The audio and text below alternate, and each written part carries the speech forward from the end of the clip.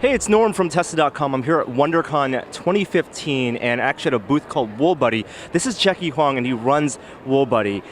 You're basically, you do felting art. Felting, yeah. And you've been doing this for years. I've seen you at WonderCons, at the Renegade Craft Fair in San Francisco, at the San Francisco MoMA store, but I'm glad to finally get a chance to talk to you. Tell me about the felting process and what felting is. Okay, yeah, felting actually is using this wool material and use a very special felting needle, just poking the fiber, stepping the fiber, and compressing the wool, and also because it's a very special needle, actually capture the fiber, push the fiber down, and compress it. Kind of like a sculpting the wool and making to a shape. And you have, for example, a piece of wool right here. It's one color, but your sculptures that you have are pretty intricate. They're not just spherical shapes, which you can do, but you can actually sculpt something like an R2-D2 or something like this massive dragon behind you. How is that process? Yeah, so I can do a real quick demo to actually show you how this works. So this is a wool from the sheep, and you just roll this into the shape you want to make. You want to roll this tight you can, and then use a felting needle, just really gentle, push the fiber down to lock the fiber in place. So, and this process is called needle felting.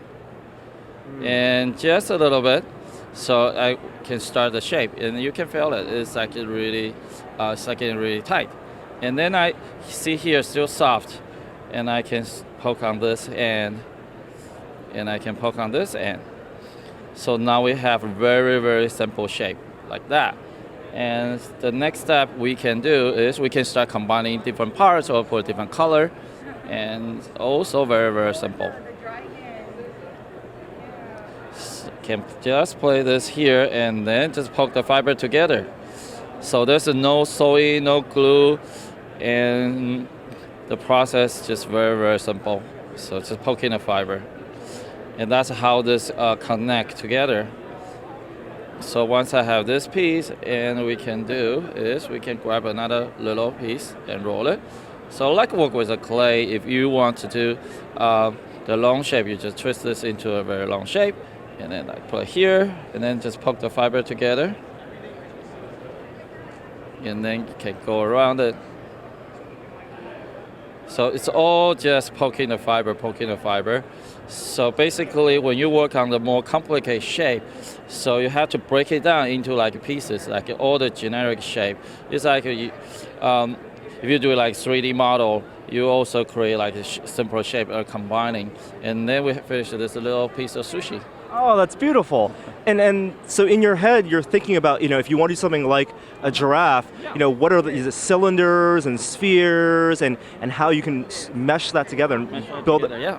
So basically, for example, if it is a big giraffe, so I see it's a form. So which one, like I can see in here, there's a little felt ball. So like one big ball and one this tube, like go all the way here. And I start to stick like 3, 4 legs together, and then do the pattern, and also do the ear, do the eyes. So basically, break into like a simple shape, like even like this little T-Rex or Godzilla. So basically you can see also a very simple shape like this, a little tube here, and then start building on top and create like really detailed and really fine shapes. And because of that felting, that needle process, your shapes are all bound together forever. Together. Yeah, all balanced together, so you don't need to sew it together. It's just poking the fiber, it's all just one piece, like there's no sewing line in here. And it's actually much easier than crochet or knitting because it's like more like a sculpting. You see and what you get. And so you don't need to follow patterns, and just straightforward sculpting. If you don't like it, you can still take it apart or then fix it. Oh, wow. You've been doing this obviously for a long time now. Something like this, how long did this take for you to make? Yeah, that one's really complicated. It took us about 6 months to build. This is actually our third version. The first 2 was disaster because halfway we have no idea what we're doing, and we're really sore and tired. But then we learned so much from the process, and then we finally finished this guy. And then for people here, I know you also have a book and a website. You sell kits for people to get started. It includes all the materials needed? Yeah, the idea is because we want promoting hands-on, so people actually they can learn how to make this. So that's why we start develop the kit.